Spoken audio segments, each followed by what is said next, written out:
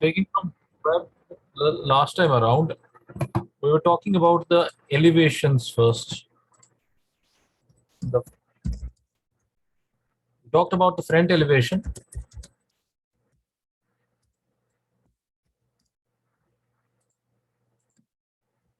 Now, apart from front elevation, you have rear elevation. Now, front elevation should always have some characteristic features which I described to you the last time around.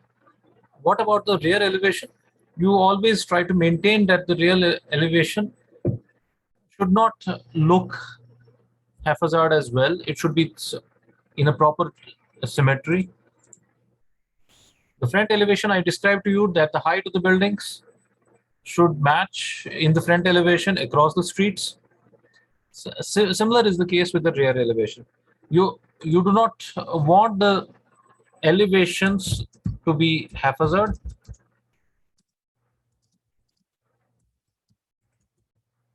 With different elevations of different buildings. Yes, you also want certain offsets, bay windows to be provided on the rear side as well, जो कि सड़क से दूर है, towards the rear side. Now, if there is a garden on the other side of the structure, then you also have to provide the face towards the garden as well. So um, that also becomes the front elevation in that case. So third is the side elevation.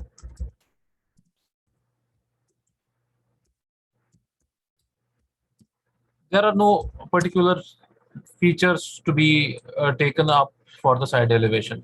Now, for in different situations in different countries, and you have different forms of elevations. For example, in our case here, all the structures, they are not joined together. In old city, there used to be joined. One structure would have the side elevation wall as a blind wall, and that would be joined with the other structure. But when we look at the structures as of uh, today, for example, let me show you this.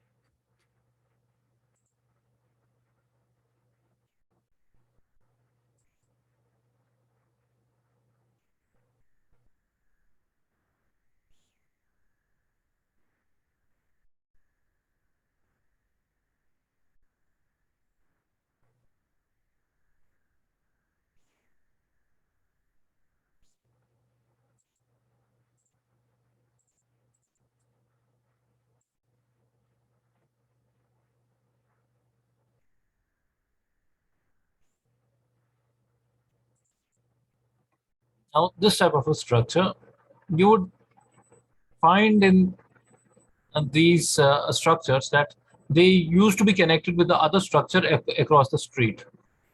Now, that's no longer the case in the structures that we are building right now. But in all um, cities across the world, which are old cities, you will find that one structure is connected to the other. So rear elevation was never an issue. So it would always be blind, and it would be common between the structures in most of the cases. Sorry, not about the rear elevation, the side elevation. So this is about the elevations. Then comes the entrances to the structure. Now, again, in a urban center, you would always have entrances facing the road. And in rural setup, the entrances would be facing the courtyard. In urban structures, there used to be very less number of courtyards. So, moreover, the parking spaces and the others would be facing the road. Now, for example, I would be showing you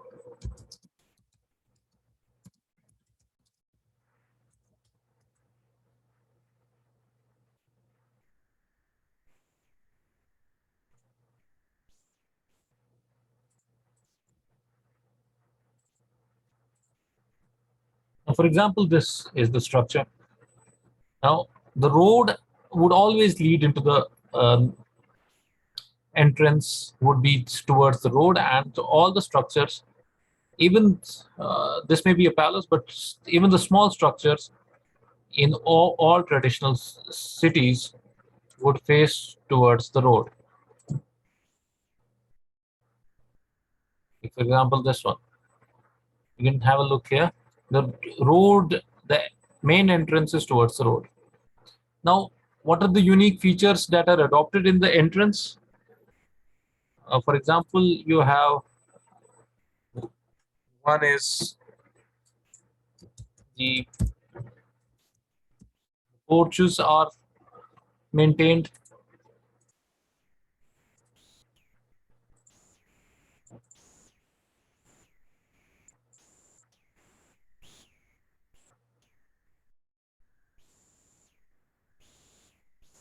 Like this one. So there is a porch from when you enter. Before that, there is all that can be maintained. Or so one is a porch, Porch.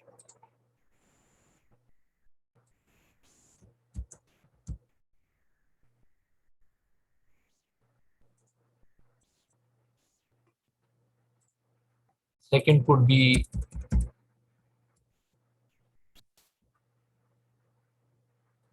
portico design, like this one. You have now two types of it. One is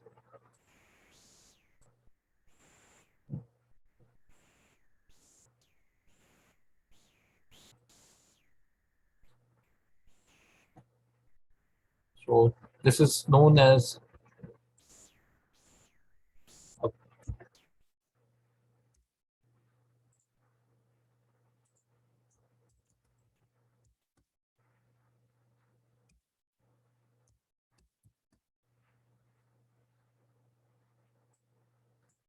this is a portico design of the main entrance. Or you could have something like a veranda, and you are all aware of the main entrance veranda would look like this.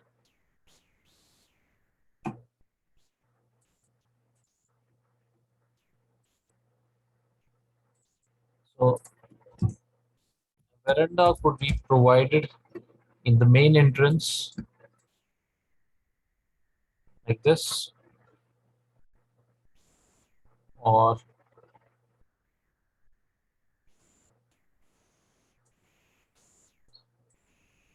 something like this.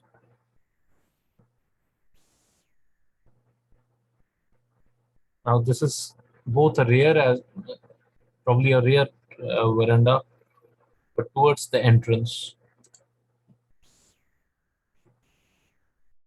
Or you could have recessed entries. Recessed entries are like this.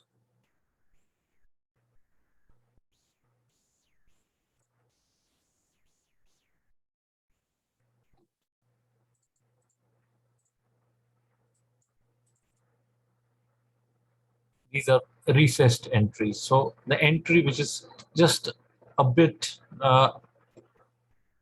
recessed towards from the sides and then leading to the main entrance. So actually, what is the purpose of the main entrance? You are actually promoting that the structure should be located in the place which is safe. As so you keep the structure safe when you are providing the main entrance. So you are providing the main entrance door with added features of protection. So at the same time, it should be socially interacting with the street as well as pedestrian friendly. Now, in our case here, People take out their. We don't have houses located on streets now, in our case, but when you see the shops and the commercial establishments, they are and their entrances, then they take out the जो उनके steps होते हैं वो सड़क पे धीरे धीरे ले जाते हैं तो and it's not pedestrian friendly then. People have nowhere to walk. Even the cars don't have the place to move. Even in the old city, this problem is prevalent where you have the houses with main doors.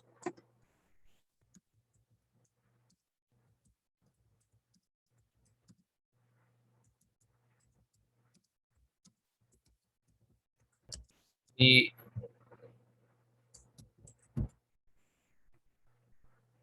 Western countries, you will find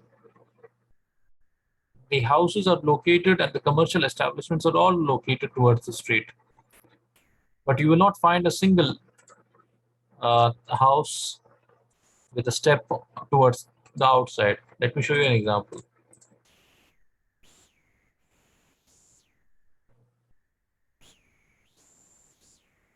Now, have a look at this.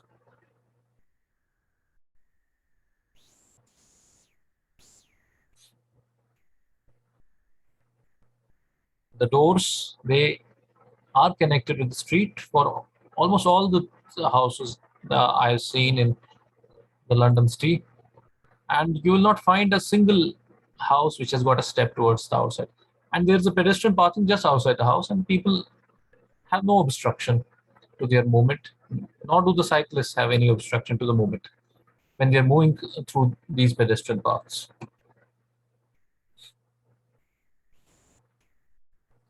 So these are basically these four which I discussed. One was a porch, second was the portico, then the third one was veranda,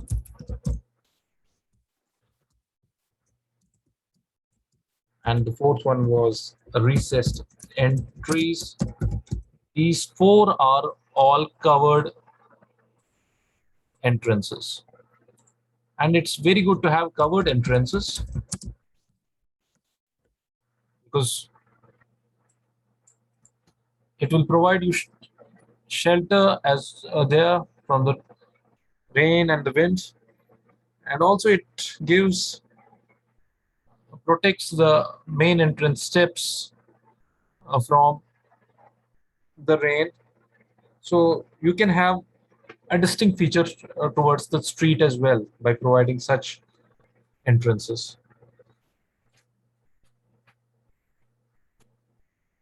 So you need to maintain certain uh, architectural features for these. First about the porch.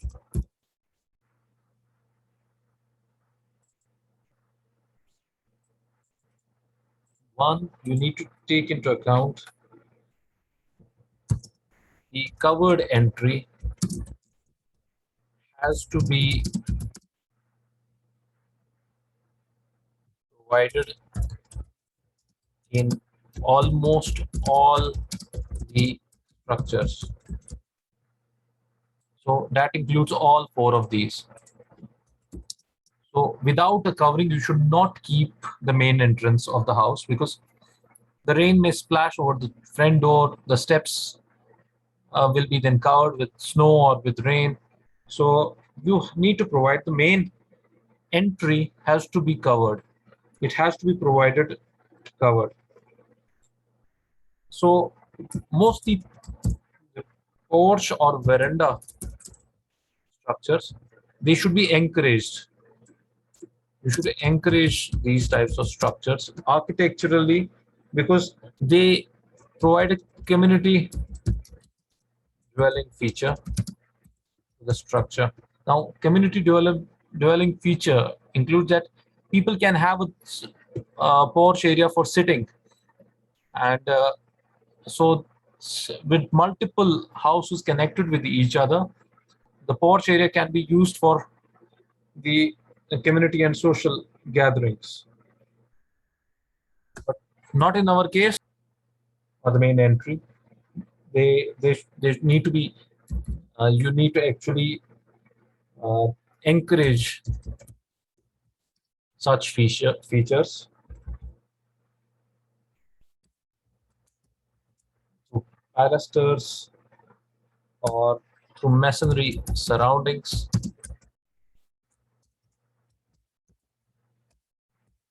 Then you need to provide, if you are providing the porch, it should have certain, you can provide some column styles into the porch, and the width of the columns has to be consistent with the structure building overall. It has to be consistent with that. Then you have the hand railing should be provided,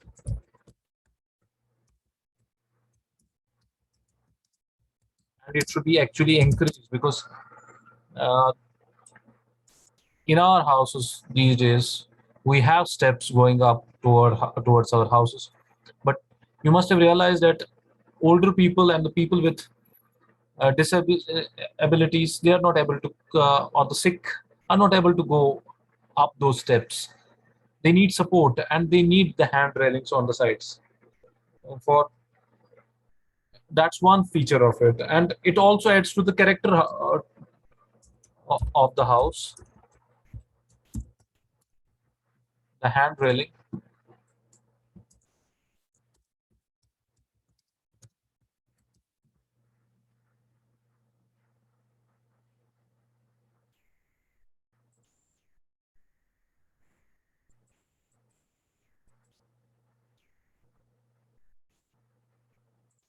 Let me show you just a minute.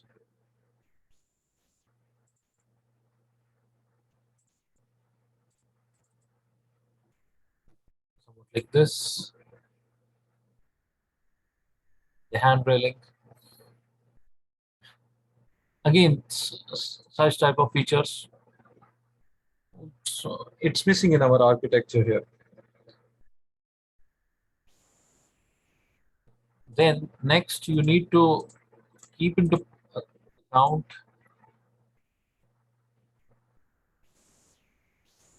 it builds into the character of the house as well. It's building into the character of the house. Next, there should be, you can have a different type of column styles, which I explained to you, but the beam that you are providing at the top of the porch, or the, it's also known as trees, it's required, it should be provided, it's required as well as should be provided at top of the columns. Now it has a added benefit when you're providing it at the undersoffit of the underside of the soffit.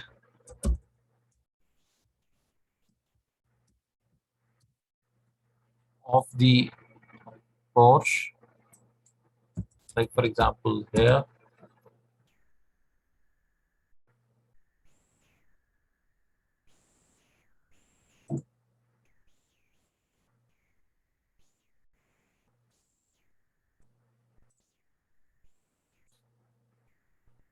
If you have a look at this you have a column styles, the columns, and this is a verandale entrance, and then you always provide a beam under the soffit of the flooring at the top. So such type of structures give a good feeling to our houses. And just tell me, how many of you have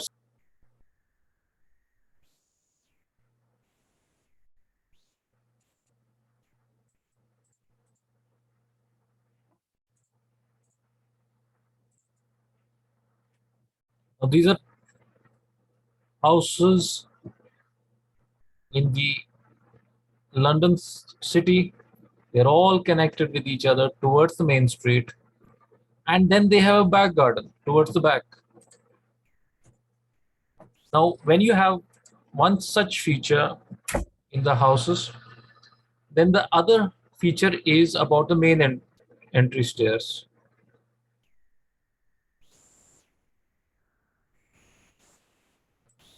Now, what about the main entry stairs? The first thing is that the main entry stair should be accessing the main entrance should be designed as an integral component of the dwelling facade.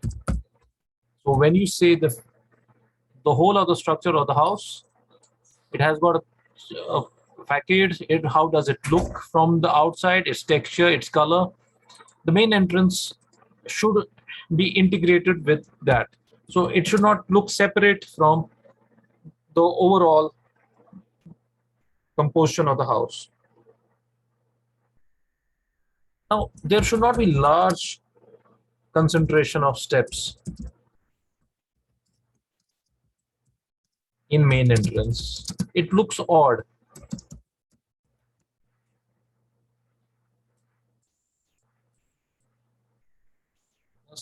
Let me give you an example.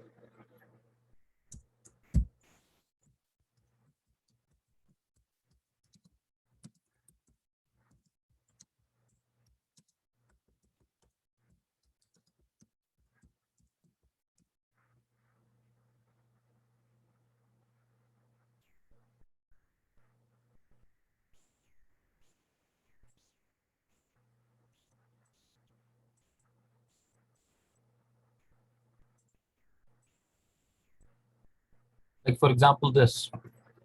We have a number of steps going up. First of all, you don't want a number of steps going up together towards the entrance of the house. It usually looks odd to have such number of steps going towards the main entrance of the house. And when you are providing steps in close proximity, then it does not give a good architectural feeling to the. So you limit the number of steps to three risers, three steps, three risers, one, two, and three. There are five here. So you limit them to three in the main entrance. So your plinth height should be proportional to the risers. If one of the riser is 6 to 7 inch, that means 21 inch should be your maximum uh, plinth height from the ground level. So the plinth height is actually dictated by this. Now, if you are keeping a plinth height greater than 21 inch and you are providing greater than three risers, it might not look like a house dwelling. It may give you a certain other features, like then you need to provide the ramps and you need to provide uh, different sort of step configurations. Then you need to provide wider steps as well for it to look in proper alignment as well as in proper orientation. If you are providing more than six risers, then in that case, if you are providing more than six risers in a single run,